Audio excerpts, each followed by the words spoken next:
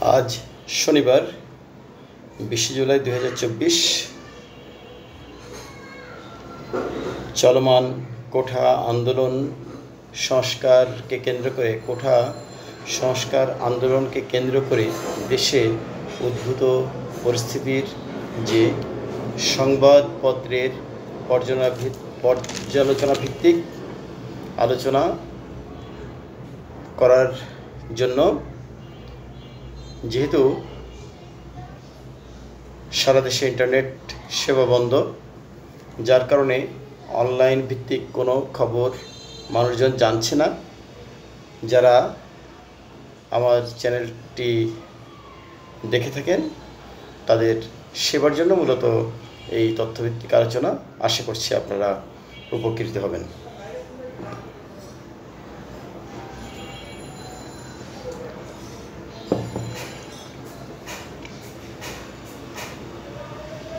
जुलाई 20, 2024 5 श्रावण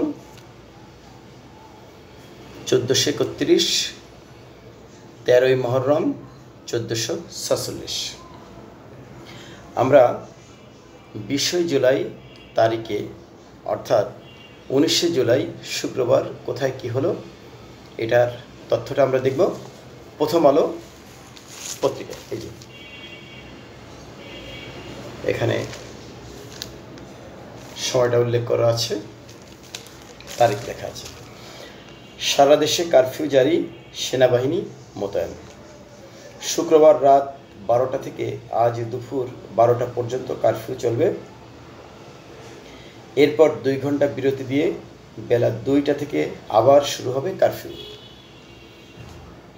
আপনাদের জ্ঞাতার্থে জানাচ্ছি যে আমি শুধুমাত্র হেডলাইনগুলো আলোচনা করব।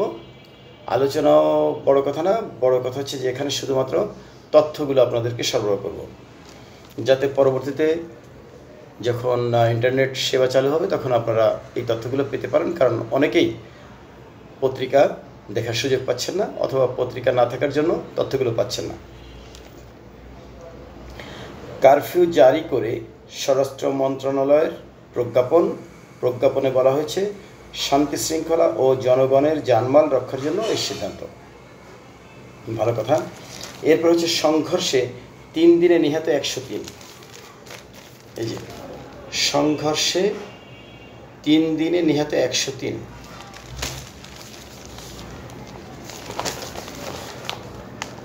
আমরা একটা চিত্র দেখছি। কোঠা সংস্কারের দাবিতে আন্দোলনকারীরা রাজধানীর উত্তরায় সড়ক অবরোধ করে বিক্ষোভ করেন। এ সময় কাঁদানে গ্যাসের শেল ও গুলি ছুড়ে তাদের ছত্রভঙ্গ করার চেষ্টা করছে আইন শৃঙ্খলা রক্ষাকারী বাহিনী। গতকাল বেলা 3টার দিকে উত্তরার আজমপুর এলাকায় এই যে এই ছবিটা।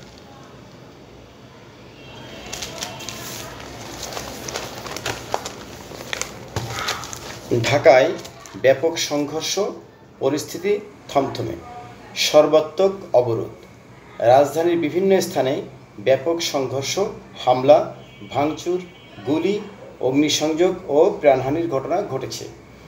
রামপুরা বাড্ডায় প্রায় সারাদিন সংঘর্ষ, যাত্রাবাড়িতে টানা 3য় দিনের মতো থেমে থেমে সংঘর্ষ, উত্তরায় দিনভর সংঘর্ষ, থানা ঘেরাও। এখানে আরেকটা হেডলাইন, হ্যাকার গ্রুপের দাবি সরকারের 4 ওয়েবসাইট হ্যাকড। কি ওয়েবসাইট হ্যাকড? সরকারের 4টি গুরুত্বপূর্ণ দপ্তরের ওয়েবসাইট হ্যাক করা হয়েছে বলে দাবি করেছে একটি হ্যাকার গ্রুপ। সেগুলো হলো প্রধানমন্ত্রীর কার্যালয়, Bangladesh police, rapid action battalion RAB, Bangladesh ব্যাংকের ওয়েবসাইট। ক্ষমতাসীন দলের ছাত্র সংগঠনের ভ্রাতৃপ্রতিম সংগঠন ছাত্রলীগের ওয়েবসাইটও হ্যাক করা হয়েছে বলে গ্রুপটি দাবি করেছে। হেলিকপ্টার থেকে সাউন্ড গ্রেনেড ও কাঁদানে গ্যাস নিক্ষেপ। কোটা নিয়ে আন্দোলন এখন শিক্ষার্থীদের হাতে নেই। সমাবেশে ওবায়দুল কাদের। 9 দাবি না মানা পর্যন্ত চলবে শাটডাউন। এটার ভিতরের তথ্যগুলো আমরা পড়ব যাতে আপনারা জানতে পারেন যে কোঠা আন্দোলনকারীরা যে 9টি দাবি দিয়েছে দাবিগুলো কী। চলমান কমপ্লিট শাটডাউন বা সর্বাত্মক অবরোধ কর্মসূচি অব্যাহত রাখার ঘোষণা দিয়েছেন আন্দোলনকারীরা। তারা এবার 9 দফা দাবি দিয়ে বলেছেন, দাবিগুলো মানার পর তারা ক্যাম্পাসে গিয়ে সাধারণ শিক্ষার্থীদের সাথে পরামর্শ করে সংলাপে বসার ব্যাপারে সিদ্ধান্ত নেবেন। দাবি বাস্তবায়ন না হওয়া পর্যন্ত কর্মসূচি চলবে। গতকাল শুক্রবার রাত 9:30টার দিকে বৈষম্য বিরোধী ছাত্র আন্দোলনের অন্যতম সমন্বয়ক আব্দুল কাদের গণমাধ্যমকে পাঠানো এক বার্তায় নতুন কর্মসূচির কথা জানান। তাহলে নতুন কর্মসূচিগুলো কি? আন্দোলনকারী শিক্ষার্থীদের 9 দফা দাবির মধ্যে রয়েছে আইন শৃঙ্খলা রক্ষাকারী বাহিনীকে অবৈধ উপায়ে ব্যবহার করে ছাত্র হত্যার দায় নিয়ে স্বরাষ্ট্রমন্ত্রী আসাদুজ্জামান খান কামাল এবং সড়ক পরিবহন ও সেতু মন্ত্রী ওবায়দুল কাদেরকে মন্ত্রিপরিষদ ও দল থেকে পদত্যাগ করতে হবে। ঢাকাসহ যত জায়গায় ছাত্র শহীদ হয়েছেন সেখানকার পৃষ্ঠা 4 কলাম 1।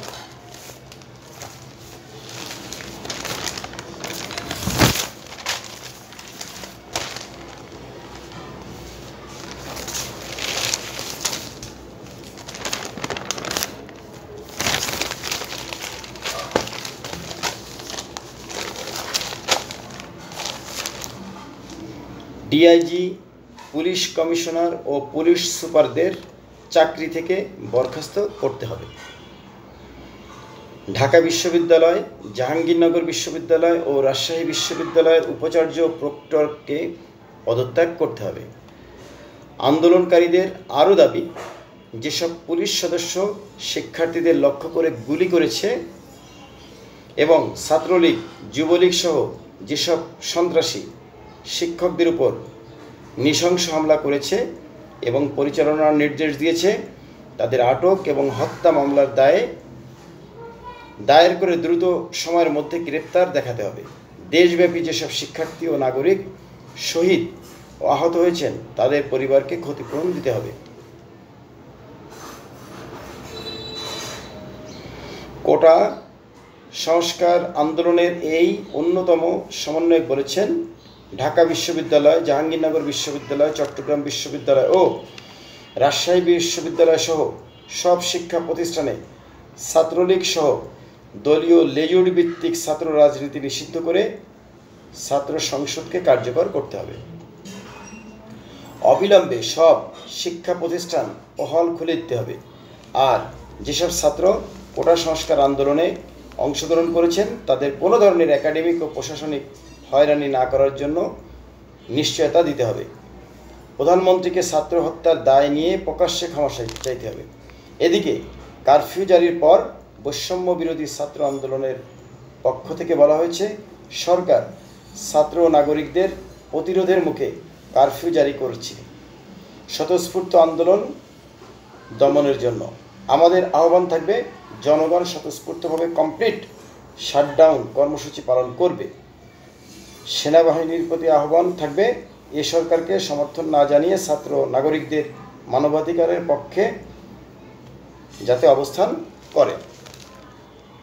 গতকাল রাত 12:24 বৈষম্য বিরোধী ছাত্র আন্দোলনের সমন্বয়ক নাহিদ ইসলাম সাংবাদিকদের কাছে পাঠানো খুদে বার্তায় একথা বলা হয়।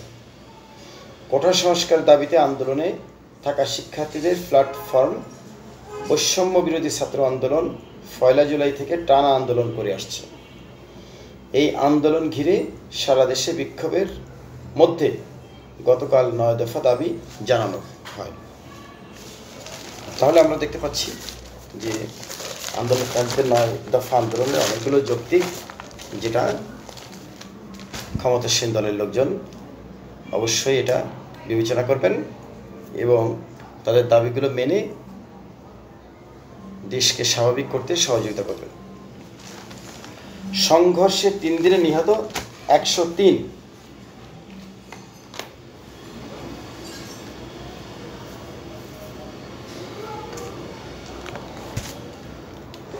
কোথায় নিহত হলো? সংঘর্ষে নিহত বেশি ঢাকায়। নিহতদের শরীরে ছররা, গুলি ও রাবার বুলেটের ক্ষত ছিন্ন। মঙ্গলবার নিহত 6, বৃহস্পতিবার নিহত 41, শুক্রবার নিহত 56। তার মানে গতকালই শুধু নিহত হয়েছে 56 জন। ঢাকায় শুক্রবার নিহত অন্তত 44, ঢাকার বাইরে 12 জন। রাতে কারফিউ জারি ও সেনা মোতায়েনের সিদ্ধান্ত হয়। তার মানে পরিস্থিতি দিনকে দিন জটিল আকার ধারণ করছে। বিভিন্ন স্থানে সরকারি স্থাপনায় ভাঙচুর ও আগুন।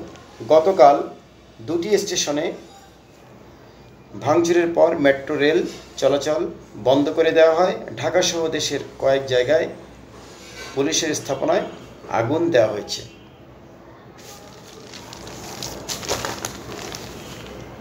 আর্তনাদ নামে এখানে একটা কলাম করা হয়েছে।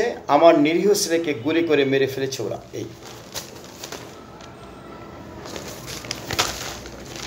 সারা দেশে ট্রেন চলাচল বন্ধ, হাসপাতালে ভিড়, আহতদের আর্তনাদ। ছাত্রলীগের 20 নেতার পদত্যাগ। এখানে দেখা যাচ্ছে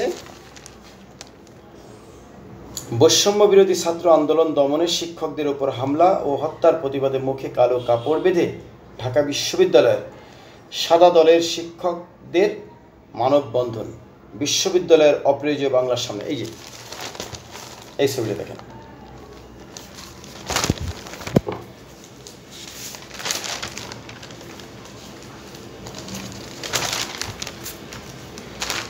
ইন্টারনেট ভিত্তিক লেনদেন বন্ধ, বিপাকে গ্রাহক। আমদানি রপ্তানি পণ্যের শুল্কায়ন কার্যক্রম বন্ধ।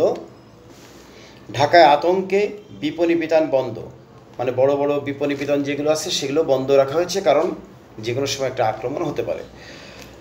বর্তমান পরিস্থিতিতে ক্রেতার সমাগম নেই বললেই চলে। তাছাড়া সন্ধ্যার পর এক ধরনের ভীতিকর পরিস্থিতি বিরাজ করছে। তাতে ব্যবসা প্রতিষ্ঠান খোলা রাখতে নিরাপত্তাহীনতায় ভুগছেন অধিকাংশ ব্যবসায়ী। আন্দোলনের প্রভাব। সাধারণ মানুষ নিত্য পণ্যের বাইরে অন্য কিছু কিনতে ঘর থেকে বের হচ্ছেন না। ফলে অধিকাংশ দোকানপাট ও বিপণী বিতান বন্ধ রাখা হয়েছে।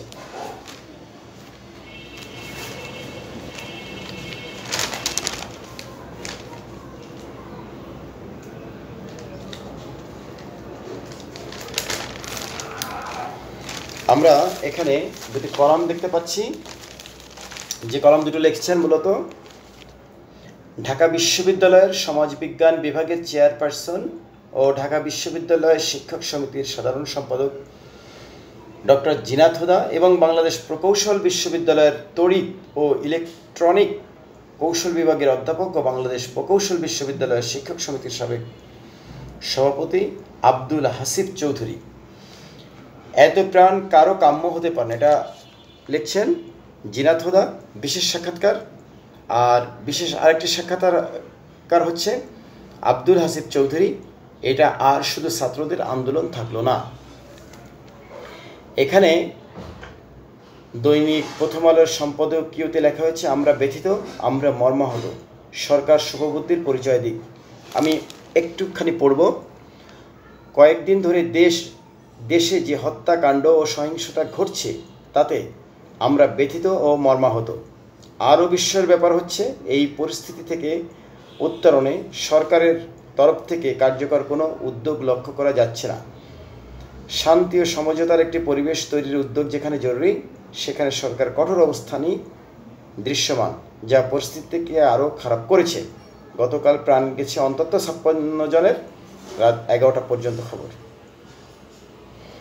এই চরম দুঃখ বেদনার যে কোঠা সংস্কার আন্দোলন নিয়ে সহিংসতায় 3 দিনে মঙ্গলবার, বৃহস্পতিবার ও শুক্রবার 103টি প্রাণ ঝরে গেছে। 5ই জুন হাইকোর্টের একটি রায়ের প্রেক্ষিতে শিক্ষার্থীরা কোঠা সংস্কার দাবিতে আন্দোলন শুরু করে। সে সময় সরকার বিষয়টি গুরুত্বের সঙ্গে নিয়ে প্রয়োজনীয় ব্যবস্থা নিলে পরিস্থিতি এতটা নাজুক হতো না, এতগুলো মানুষের জীবন দিতে হতো না। আমরা শুরু থেকে এ ব্যাপারে জোর দিয়ে আসছি। এটা হচ্ছে সম্পাদকীয়। এখনই ইন্টারনেট খুলে দিন, তথ্যের অবাধ প্রবাহই গুজব বন্ধ করবে। অর্থাৎ গুজব ছড়িয়ে পড়ার কারণে সরকার ইন্টারনেট বন্ধ করে দিয়েছে, এখানে এটা বোঝানো হচ্ছে।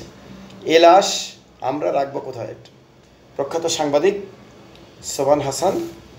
সোহরাব হাসান। সরকার শান্তিপূর্ণ সমাধান চাইলে অবশ্যই শক্তি প্রয়োগের পথ পরিহার করতে হবে। বিশ্ববিদ্যালয়গুলো খুলে দিয়ে শিক্ষাঙ্গনে স্বাভাবিক পরিবেশ ফিরিয়ে আনতে হবে। ছাত্রলীগের দখলদারির অবসান ঘটাতে হবে। এটা হচ্ছে সোহরাব হাসান, প্রথম আলোর মুখ্য সম্পাদক, যুগ্ম সম্পাদক ও কবি।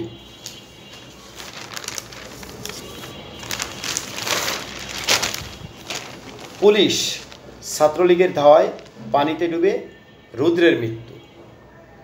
সহপাঠীদের দাবি, রুদ্র সেন শাহজালাল বিশ্ববিদ্যালয়ের ছাত্র। তার বাড়ি দিনাজপুর সদর উপজেলার পাহাড়পুর গ্রামে। পুলিশ আন্দোলনকারী পাল্টাপাল্টি ধাওয়া।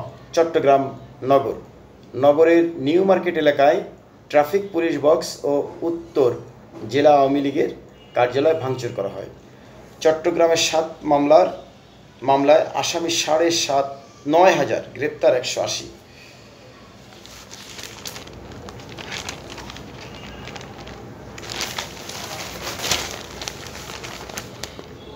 বিভিন্ন জেলায় সহিংসতা ও হামলা।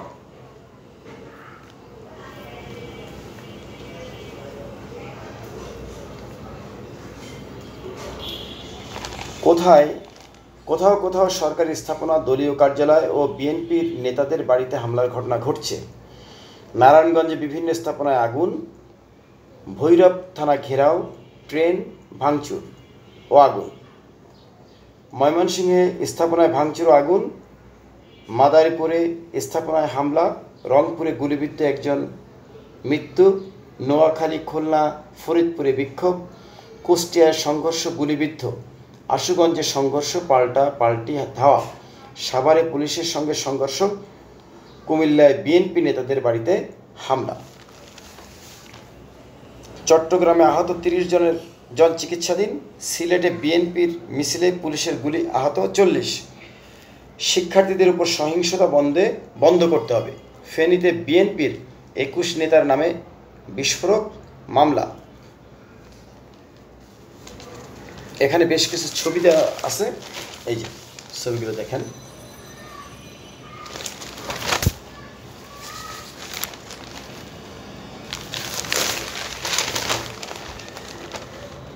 আমরা আরেকটা ভিডিওতে বাকি সংবাদ শিরোনামগুলো আপনাদেরকে দেখাবো। ধন্যবাদ।